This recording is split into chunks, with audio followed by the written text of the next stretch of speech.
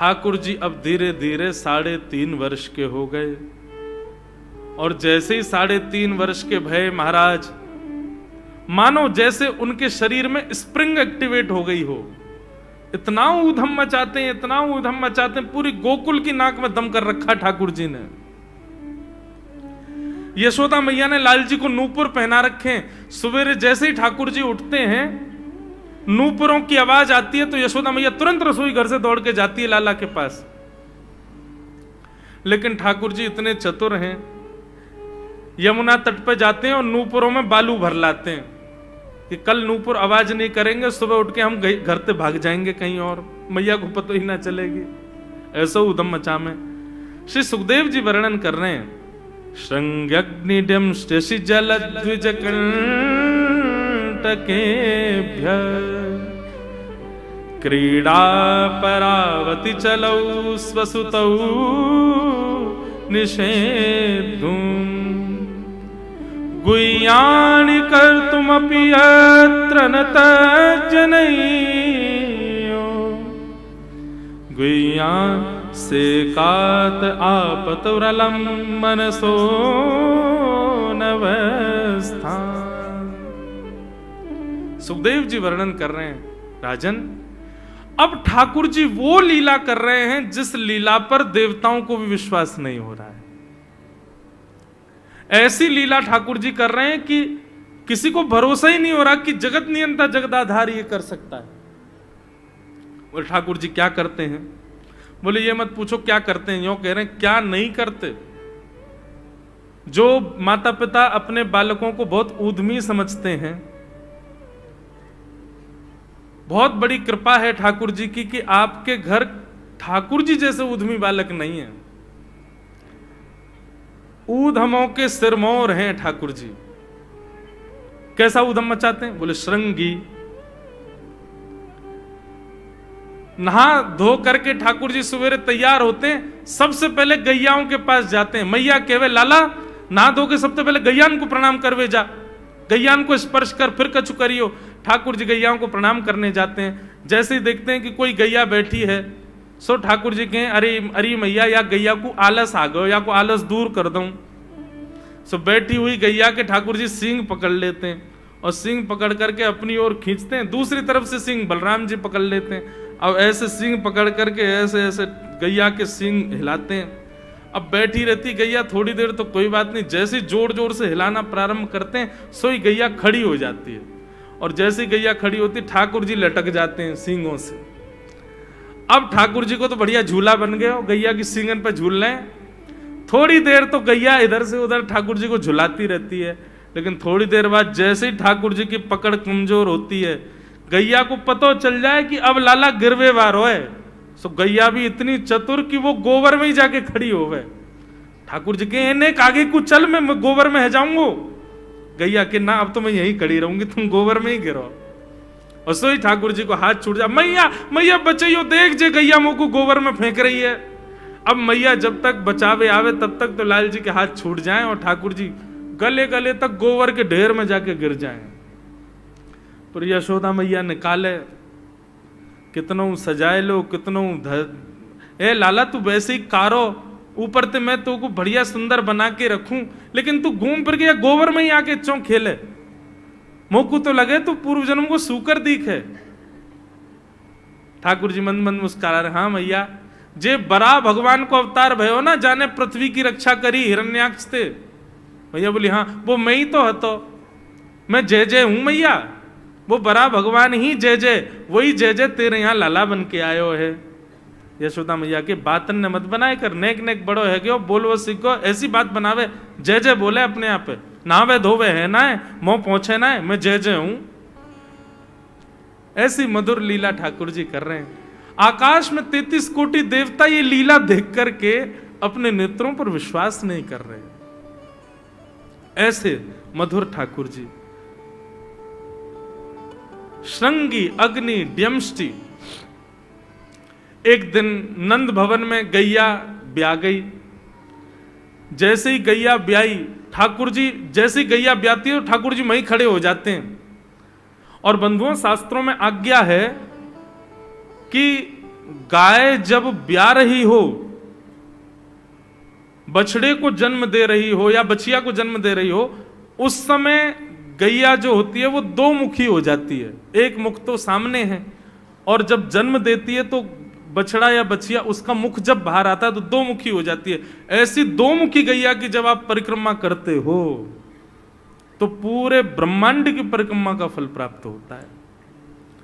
तो ठाकुर जी का नियम है, नंद बाबा की उंगली पकड़ के खड़े रहे, जैसे ही गैया ब्यावे वारी हो तो वाकू सहलाते रहे, जैसे ही गैया ब्यावे वारी हो, जैसे ही बछड़ा बाहर आवे सोई ठाकुर जी वाकी परिक्रमा कर लें, परिक्रमा करके दंडवत प्रणाम करें, वाकू वाकी चरण रज को माथे से लगा में, और बछड़ा जन्म ले सो वाकू नवा में दुआ में वाकू अपने गरे से लगा में। एक दिन ठाकुर जी जोर जोर से रोने लगे। बछड़ा जैसे ही जन्म लियो बछड़ा ने, ठाकुर जी रोने लगे। नंद बाबा शांत करा में नहीं माने, बलराम जी ने शांत करायो नहीं माने, यशोदा मैया गोद में लेके बैठी, बोले लाला का भयो, तू रो क्यों रोए? बोले मैया मेरे संग बहुत बुरा भयो। यशोदा मैया बोली कहा भयो? बोले गैया के बछड़ा ने जन्म लियो। मैया बोली तो वाह बछड़ा को मैंने मुंह खोल को देखो, वाह के सबरे दांत निकरे आए, मेरे जन्म को 3 साल है गए अभी तक 4 ही दांत निकरे मैया, वो टूट जाए दमष्टी रो रहे हैं अपने दांतन को, मेरे दांत चौना निकल रहे सबरे, बाप बछड़ा के जन्म लेती सबरे दांत आ गए, मेरे दांत चौने ही आ रहे हैं। यशोदा मैया ऐसी मधुर बात सुन करके लाल जी को हृदय से, फिर झूठी झूठी कहती मैया कहती लाला तू दूध ना पीवे ना, पूरे दिन मक्खन खावे, मक्खन चीकनो होवे, दांत निकरे चिकनो है कि सुई पेट में चलो जाए, तू दूध पिए कर।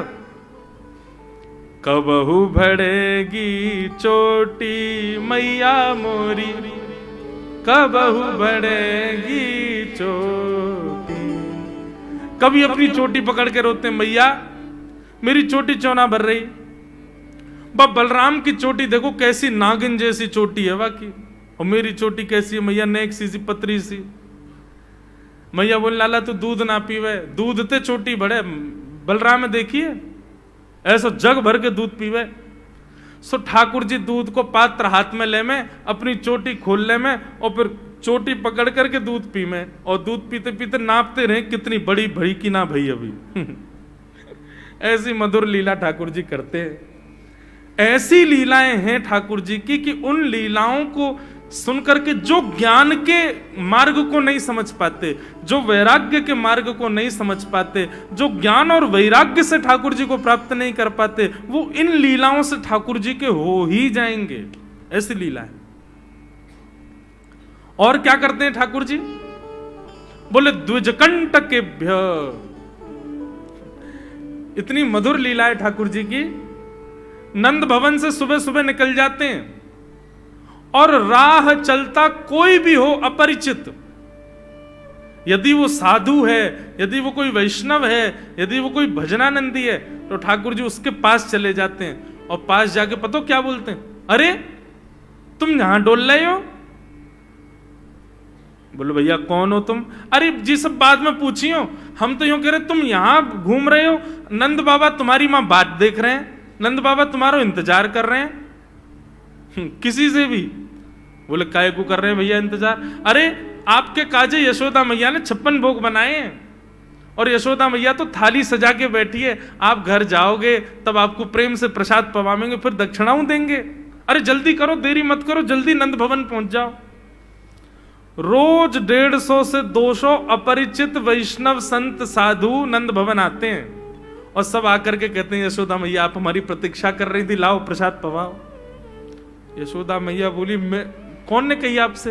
बोले आपको लाला बोल रहा हूं कि यशोदा मैया तो ये कह रही। यशोदा मैया जैसे तैसे पवा देती, दक्षिणा देती, रात में लाला से कहती चौरे लाला तू सबंते यूं क्यों कहते मैं प्रतीक्षा कर रही? मैया एक तो मैं अपने घर में सब तीर्थन को भेज दूं, ये संत महात्मा चलते फिरते तीर्थ है मैया, इनको जितनो ऐसा कि अपने घर बुलानो चाहिए, इनको प्रसाद पवानो चाहिए, या हमारे गोकुल में आवे वाले सब संतन को खोज खोज के मैं तो तेरे पास भेजूं, ताकि तू ने रसोई घर में लगेगी, भोजन प्रसादी बनावेगी और बढ़िया संतन को पवावेगी, तो तेरे घर में सबरे तीर्थ आ जाएंगे मैया। ऐसा प्रेम। एक दिन ठाकुर जी के अब मित्र बन गए। कौन है मित्र? मधुमंगल, श्रीदामा, तन सुखा, मन सुखा, धन सुखा, सुबल, ये ठाकुर जी के मित्र हैं। एक दिन ठाकुर जी अपने सब मित्रन के संग बैठे और मित्रों के संग बैठे हुए ठाकुर जी बोले, भैया कल से हम लोग सब यज्ञ करेंगे। मधुमंगल, श्रीदामा बोले, क्यों लाला, यज्ञ क्यों करेंगे? अरे नंद बाबा रोज अग्निहोत्र करें। मैंने उनसे पूछी अग्निहोत्र करवे ते कहा होवे, तो नंद बाबा बोले, अग्निहोत्र करवे ते मन चाही वस्तु प्राप्त हो जाए, अग्निदेव प्रदान करें। ठाकुर जी के सब सखा बोले, लाला तू काहे को करेगो अग्निहोत्र? बोले अग्निहोत्र करेंगे, अग्निदेव को प्रसन्न करके कहेंगे हमारी सुंदर सी बहू आ जाए, बाद से हमारा ब्याह हो जाए। अग्निदेव की प्रतीक्षा कर, अग्निदेव को प्रतिष्ठान करेंगे।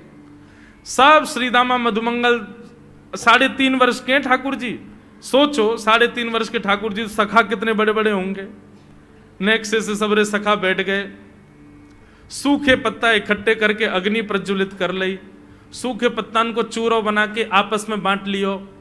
ठाकुर जी आचार्य बन के बैठ गए और बोले, सुनो मैं मंत्र बोलूंगा और जैसे ही कहूं स्वाहा सबरे डालियो, और नेक भी यदि तुमने चूक करी ना, नेक भी मैंने स्वाहा बोली और तुमने नहीं डालो तो फिर मोते मत कहियो। यदि तुम्हारी पत्नी काणी आ जाए, एक हाथे लूली आ जाए, लंगड़ी आ जाए, तो समय पर स्वाहा करना पड़ेगा।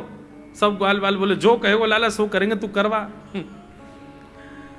ठाकुर जी ओम नम नम स्वाहा, सब स्वाहा, सब एक संग डालते। हे श्रीदामा तू देरी ते डाले, देख लियो लंगड़ी आ जाएगी तेरी बहू, अग्निदेव को प्रसन्न करो।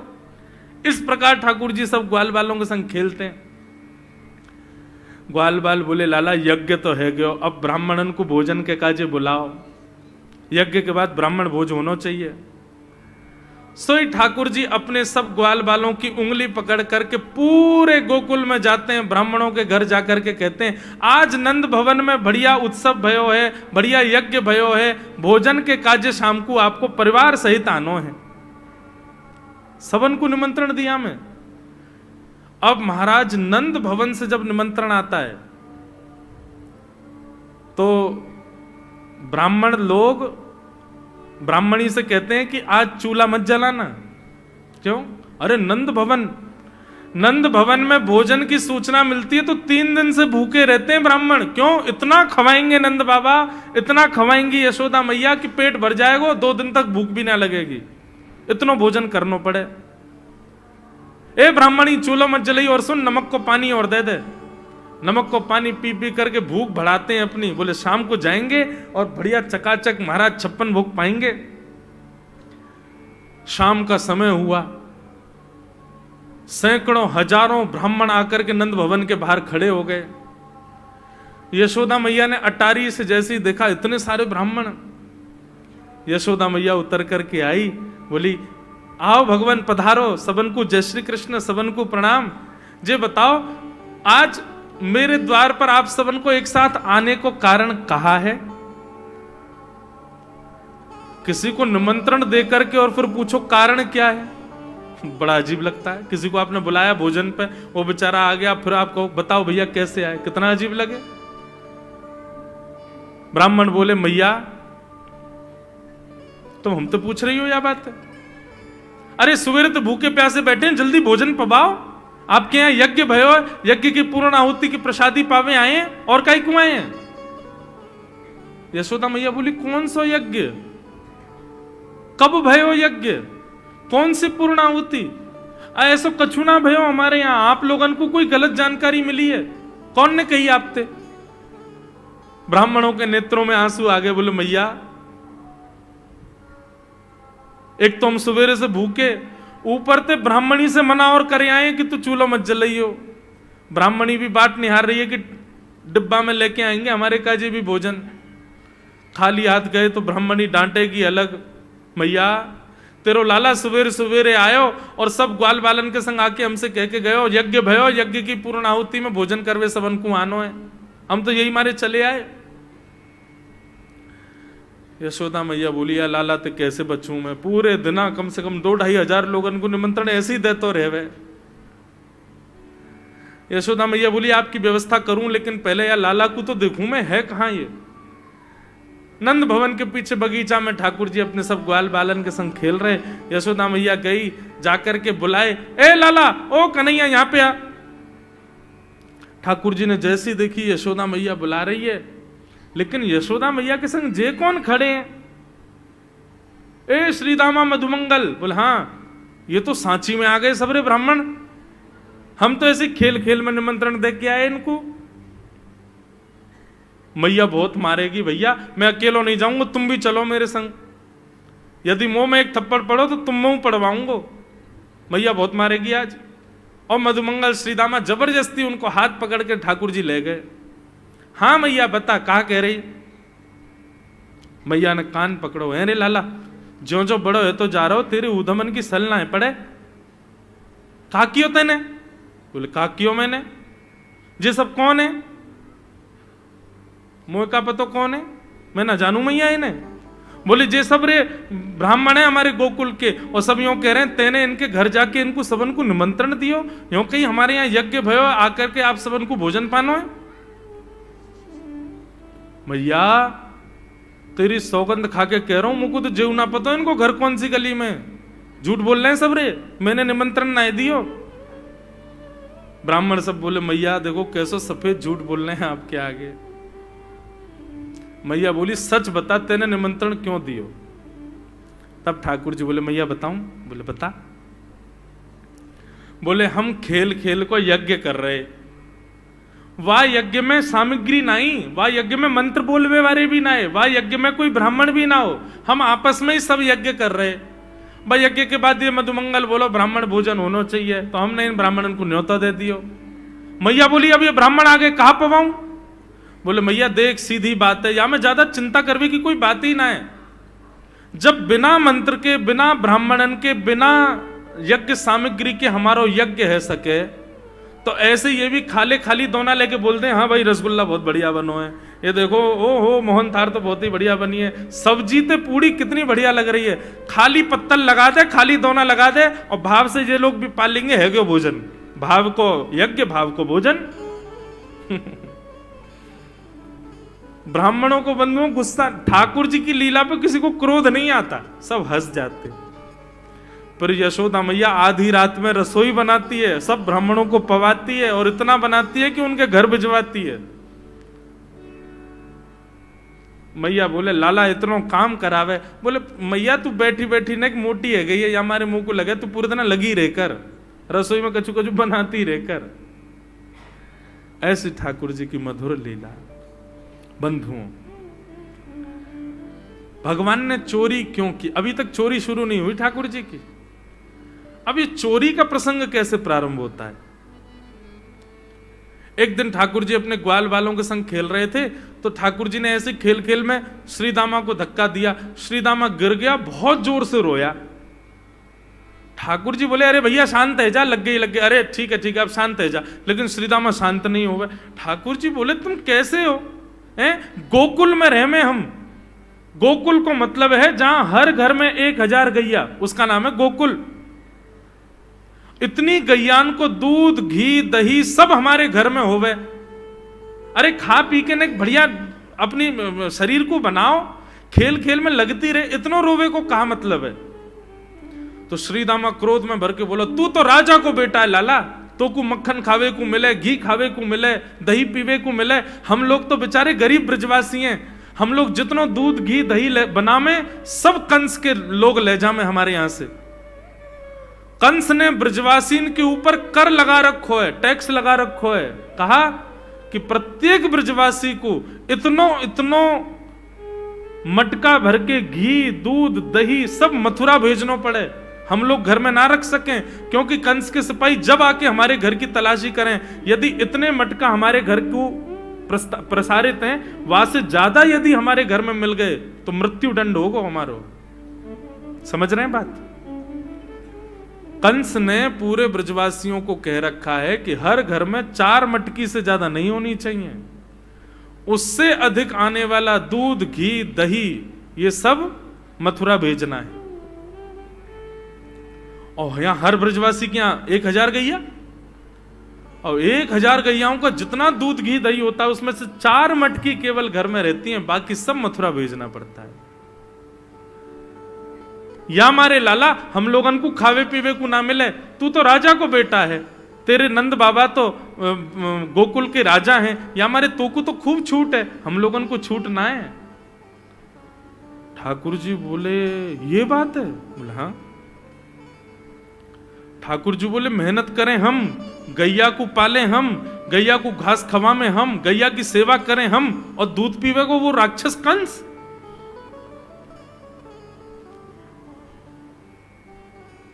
अभी तो मैं छोटा हूं, मेरी बात कोई मानेगा नहीं, लेकिन प्रलय तो अब तक लानी पड़ेगी। और कैसे लाएंगे? बोले राजी राजी यदि मक्खन दूध दही नहीं मिल लो तो चोरी करके खाओ। हमारो ही मक्खन है, हमारो ही दूध है, हमारो ही दही है, लेकिन अभी हम बालक हैं, हम ज्यादा कछु बोलेंगे हमारी कोई बात मानेगो ना। लेकिन ये सद वस्तु कुपात्र के हाथ में नहीं जानी चाहिए। राजी राजी नहीं मिलता तो चोरी करके खाओ। जब कर देवे को नंबर आवेगो तो सब पूछेंगे भाई कहां गए मक्खन दूध दही? बोले घर में तो है ना। बोले तो कहां गए? बोले चोर चोरी कर ले गए। और यही भाव से हम ब्रजवासी को खावे पीवे को मिला करेगो।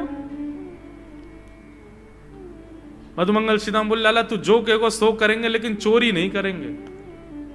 ठाकुर जी बोले तो ठीक है, कल से तुम लोग अलग खेलो, मैं और दाऊ दादा अलग खेलेंगे, हमारे संग मत खेलना। मधुमंगल सीताराम बोले अरे लाला तू ना जाने, मैया यो के लाला जो चाहे करियो, चोरी मत करियो, चोरी करवे तो ब्याह ना होवे।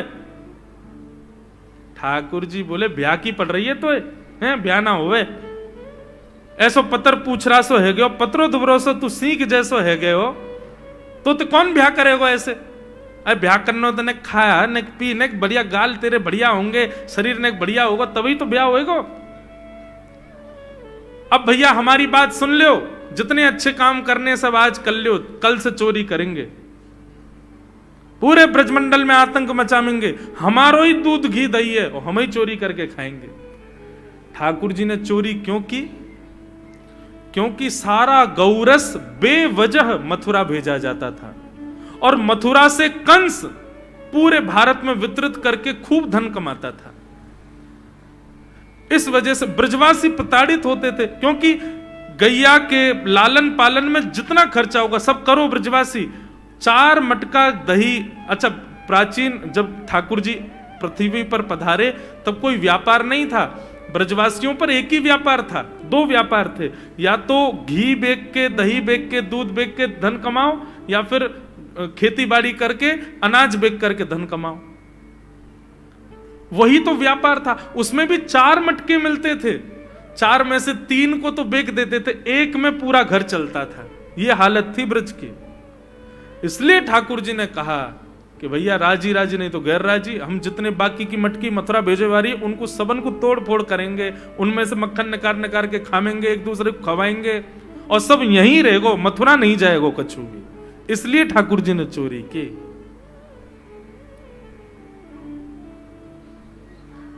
ठाकुर जी बोले प्रैक्टिस मेक्स मैन परफेक्ट। सबसे पहले प्रैक्टिस अपने घर में ही कर लें कैसे करनी है चोरी। सो अगले दिन ठाकुर जी सवेरे उठे और देखने लगे यशोदा मैया देख तो नहीं रही, और ठाकुर जी चुपचाप गए महाराज जहां पर सारे मक्खन दूध दही रखे, वहां पहुंच गए गौरस भंडार में। और गौरस भंडार में एक मटकी के ऊपर से ढक्कन हटाए करके जैसे ही ठाकुर जी ने हाथ बोर के पानो प्रारंभ किया, सामने एक खंबा था, उसमें मणि लग रही थी। आज पहली बार 3.5 वर्ष की आयु में ठाकुर जी ने अपना प्रतिबिंब देखा, पहली बार अपने आप को देखा दर्पण में। बंधुओं, बच्चों को शीशा नहीं दिखाते, छोटे बच्चों को तो दिखाते ही नहीं, और 3-4 वर्ष तक भी बालक को अपनी शक्ल थोड़ी देखता है वो। अब इसके पीछे कारण बहुत सारे बताए जाते हैं, परंतु हमें तो लाल जी से मतलब, लाल जी का क्या है?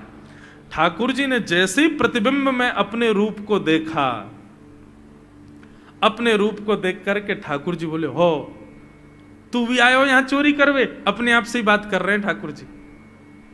अरे मैंने कही तो हती अपने अपने घर में चोरी करनी है, तू दारी के मेरे घर में आगो चोरी करवे। ठाकुर जी अपने प्रतिबिंब से बात कर रहे हैं। अब गौरस भंडार में ठाकुर जी की आवाज गूंज रही थी और वो गूंजते हुए रसोई घर में जा रही थी। रसोई में मैया ने सुनी, बोले लाला कहां थे बोल लो है, उठ गयो कन्हैया, मुझको पतो भी ना चली, नूपुरन की आवाज ना आई। मैया दौड़ करके गई तो देखा ढूंढते ढूंढते गौरस भंडार में ठाकुर जी अपने प्रतिबिंब से बात कर रहे हैं। कितनी सुंदर झांकी है ठाकुर जी की। ठाकुर जी मक्खन पा रहे हैं। बोले अच्छा अब आ तो गए हो यहां पे, लेकिन सुन चुपचाप चोरी करके भाग जाइयो, मेरी मैया बहुत मारेगी तो को। बाकू यदि पतो चल गई तू चोरी कर रहा है तो को उखलते बांध देगी, मेरी मैया बहुत मारेगी। चुपचाप चोरी कर और निकल ले यहां से। ठाकुर जी चोरी की बात कर रहे थे, यशोदा मैया ने पीछे से सुनी, लाला ओ कन्हैया। ठाकुर जी घबरा गए, मैया कैसे आ गई? हाँ मैया, कौन से बात कर रहे हो तू? अरे मैया देख हमारे घर में चोर घुसायो है। अपने प्रतिबिंब को दिखा करके ठाकुर जी कह रहे हैं, देख मैया हमारे घर में चोर घुसायो, जे चोरी कर रहे हो हमारे यहाँ के मक्खन की, तो मैं यहाँ को पकड़वे आयो हूं। नन्हे से गोपाल जी, बहुत मधुर लीला। मैया हंस भी रही है और क्रोध भी कर रही। बोले अच्छा जो चोरी कर रहे हो? बोले हाँ। चल याकू तो मैं पकड़ लूंगी, लेकिन जे बता तेरे हाथ में मक्खन कैसे लगो? तू तो याकू पकड़ भी आयो ना। अब मैया याकी मैं कहा बताऊं, तेने मेरे हाथ में पद्मराग के ऐसे ऐसे बढ़िया कंगन पहना रखे हैं, कड़ूला पहना रखे हैं सोने के। जब मैं धूप में निकलूं ना तो धूप की किरण से मुंह को बहुत जलन है जाए हाथ में। तो कल मेरे सखा मधुमंगल ने मुझसे कही, बोले लाला जे जलन तेरी दूर रह जाएगी, तू मक्खन में हाथ बोर लियो अपनो, सोई तेरी जलन दूर रह जाएगी। या हमारे मैया जलन हटावे के काजे मैंने हाथ बोरो है। मैया बोली अच्छा चल लाला, यहां तो तेरे जलन है रही और यहां मक्खन कैसे लगो? ठाकुर जी बोले मैया मैं अपनी जलन दूर कर रहा हूं। इतने में जन कहां थे एक मक्खी आके मेरे मुंह पे बैठ गई। बाकू उड़ावे के काजे मैंने जैसे मुंह पे हाथ किया सो मक्खन मेरे मुंह पे लग गो। मैया बोली लाला तू चोरी भी करन लगो और अब झूठ भी बोलन लगो मुंह। मैया ने गोदी में बैठा लिए लाला। बोले लाला तू चोरी नहीं करेगो, तू मेरी सौगंध खा, तू आज के बाद चोरी नहीं करेगो। ठाकुर जी बोले ना करूंगा मैया, लेकिन एक वचन दे। बोले कहा चाहिए वचन में? बोले पहले वचन दे, जो मांगूंगा सो देगी। मैया बोली जो मांगेगा सो दूंगी, चोरी छोड़ दे। बोले सौ खाऊं पर घर ना जाऊं मैया, अब ना करूंगो चोरी, अब ना करूंगा मैया। पर सांची कह कब लावेगी, मोकू तो दुल्हन गोरी। मैया मैं चोरी छोड़ दूंगा, आज तो ही बंद, पर जो बता मेरा ब्याह कब करावेगी? मैया बोली लाला तू अभी नेक सो तो है, छोटो सो तो है, नेक बड़ो है, जा फिर तेरा ब्याह कर दूंगी। और ये ब्याह की तू कौन सिखावे तो को ब्याह की बात? बोले मैया ये श्रीदामा मुंह को भरतो रे पूरे दिन, तू ब्याह कर ले, तेरी उम्र है गई, बुढ़ापा आ जाएगा। मैया बोली आप मधुमंगल है तो मैं बताऊंगी, है 3.5 बरस के छोरा तो यूं करो बुढ़ापा आ जाएगा। अभी खड़ो है वो सीखो, अभी बोलना सीखो, यानी दांत भी पूरे ना आए और ब्याह की बात करे। बोले मैया मैं यूं थोड़ी कह रहा हूं, मुंह को बड़ी बहू लिया, छोटी सी लिया, इतनी बड़ी लिया कि जेब में धर के मैं गैया चरावे चलो जाया करूं, ऐसी बहू लिया मुंह को। मैया बोली कैसी बहू चाहिए तो को बताइए ने, और तू जाने बहू कौन थे के? मैया बोले हाँ मैं जानू। ठाकुर जी बोले मैं जानू, मैं बहू कौन थे के? बोले जैसे नंद बाबा की तू बहू है ऐसी मेरी बहू आ जाएगी। बहुत मधुर लीला है, ऐसी ठाकुर जी लीला करते हैं। ठाकुर जी ने ग्वाल बालों से कहा भैया मिशन फेल हो गया, घर में तो चोरी नहीं कर पाए हम, अब दूसरे इनके घर में दावे बोलो। एक दिन महाराज ठाकुर जी का जब आतंक खूब बढ़ गया गोकुल में, सब गोपियों ने जाकर के मैया से शिकायत करी है।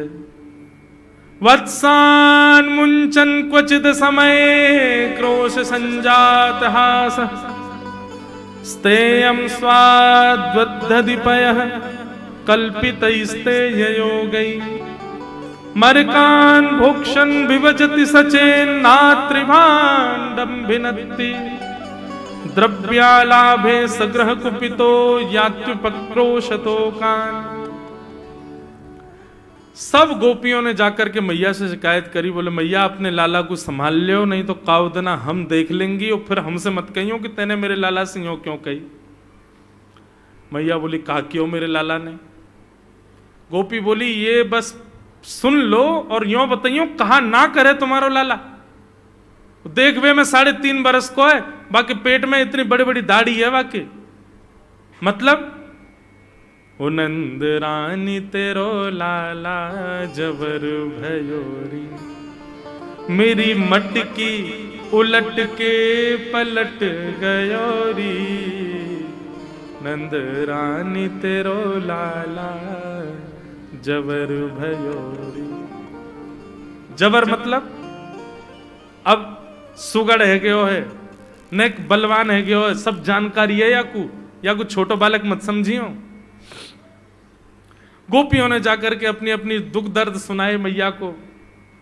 मैया बोली अरे भैया मेरे लाला को मक्खन की कोई कमी थोड़ी है, मेरे लाला को दूध की कोई कमी थोड़ी है। मेरो लाला चाहे तो मक्खन से नहावे, दूध में नहावे, इतना मक्खन दूध दही मेरे घर पे, तुम्हारे यहां क्यों चोरी करेगो? अरे कई बार बालकन को अपने घर को भोजन बढ़िया ना लगे, दूसरे के घरन को बढ़िया लगे, अगर बार ने तुम्हारे यहां की नेकाद मक्खन खा लिया तो वहां में इतना रो क्यों रही हो? मैया आपको अपनो लाला बहुत सीधो लगे ना, हम बताएं कहा करे तुम्हारो लाला?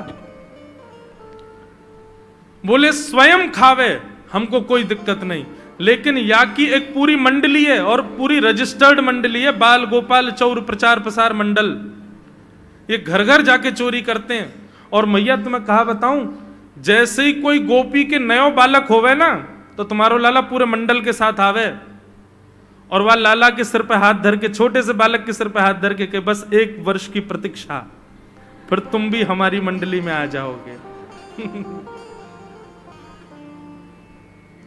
पूरे गोकुल में भय है तुम्हारे लाला को। बोले स्वयं खावे, ग्वाल बालन को खवावे। मैया यहां तक भी बात समझ में आवे, ग्वाल बालन को खवावे, मरकान भूक्षण, यो नहीं कि नेकाद मक्खन बच जाए तो रहम करके हमारे काज छोड़ जाए, वाकू बंदरन को खवा दे। एक गोपी बोली मेरे यहां तो इतना मक्खन कि स्वयं ने खा लियो, बालकन को खवाए दियो, बंदरन को फिर भी बच गयो तो भी छोड़ के नहीं गयो। बोले नात्री भांडम भिनत्ती, फोड़ गयो मटकी। और बोले मक्खन को कहा कियो? बोले पूरे घर में लेप लगा गयो, वाको पूरे घर में पोंछा कर गयो मक्खन को। मैं और मेरी सास यमुना जल भरवे गए, सिर पे मटकी 2-3 मटकी रखी, बड़े अचक के हम लोग चल रहे, हमें कहा पतो ही कि हमारे घर में मक्खन चीकने के लेप है गयो। मेरी सास ने जैसे ही पहलो पैर रखो घर के भीतर, ऐसी रिपटी कि आज तक उठ ना पाई है। ये तुम्हारो लाला करे? नात्रिभांडम भिनत्ती। यशोदा मैया आश्चर्यचकित होकर सुन रही है। बोले ये नेक्सो लाला ये करे? बोले हाँ मैया। एक गोपी बोली मैया अगर चोरी करे तो दिक्कत, और यदि किसी कारण से हमने लाला को रोक दियो, चोरी नहीं कर पाए हमारे घर, तो हमारे रोने क्यों? बोले चूल्हा में तो कोयला लेके आवे और वह घर के बाहर एक हवा बना जाए और यूं के अब जब तक या घर से मक्खन नहीं मिलेगा या के घर के लोग भूखे रहेंगे और इन लोगों को भोजन छुड़वाने की जिम्मेवारी हमारी। बोले कहा करे फिर? बोले मैया भोजन बनना होगा, चूल्हे पे भोजन रखो रे, तो ग्वाल बाल सब ताकते रहे कब भोजन बनने को समय आवेगो। जैसे ही कछु और काम करवे के काज गोपी नेक उठ के जावे तो कहो तो बाकी कढ़ैया में खूब सारो पानी डाल जाएंगे, सब्जी ना बन पावेगी। आटे में नमक फेंक जाएंगे। एक गोपी बोली, मेरे यहां जो कियो वो तो कोई के यहां ना कियो होगो। बोले कहा? बोले मेहनादी निवास्तव, मेहनादी निवास्तव। क्या किया?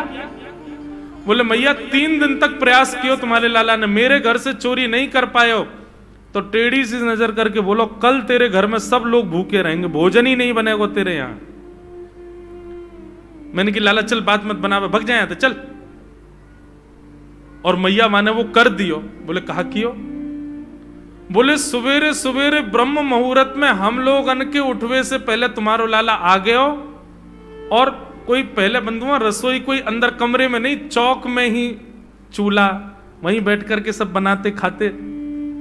बाहर चौक में चूल्हा के ऊपर आके बैठ गए हो, अपनी धोती वोती उतार दई और सब वहीं करे आयो। मैं अनादि निवास्तव। ये बात जैसे ही यशोदा मैया ने सुनी, बोले नहीं नहीं नहीं नहीं, झूठ बोल रही हो, मेरो लाला ऐसा ना कर सके। परीक्षित जी कथा सुनते सुनते बोले जय जय सुखदेव जी, क्या ये सत्य है? ठाकुर जी ने ऐसा किया? सुखदेव जी कहते हैं कुछ बातें सत्य हैं, कुछ गोपियां जबरदस्ती लगा के बोल रही हैं कि कहीं मैया डांटवे के काजे लाला को हमारे सामने बुला दे और हम लाला को दर्शन कर लें। ये गोपियां उल्हाने लेकर के लाला को देखने आई हैं। इनमें से कुछ बातें तो सत्य हैं, पर ये सब बातें इतनी सत्य नहीं है। ये सब तो जबरदस्ती गोपियां बोल रही हैं। क्यों? ताकि मैया नाराज हो जाए और लाला को हमारे सामने अभी डांटे तो रूठे भय लाला को मुख हम देख लेंगे। बहुत सारी लीलाएं हैं, मैंने कई तो अभी बताई नहीं है। इतने मधुर मधुर लीला ऊधम करते हैं ठाकुर जी। इस प्रकार ठाकुर जी पूरे ब्रजमंडल में गौ रस को चोरी करते हैं। वास्तव में मक्खन नहीं, ब्रजवासियों के मन को चुरा रहे हैं ठाकुर जी। सबकी एक ही आशा है, श्री कृष्ण श्री कृष्ण श्री कृष्ण। सुबह से शाम तक पूरा ब्रजमंडल केवल कृष्ण को देखने के लिए जीता है। ऐसी ठाकुर जी की मधुर लीला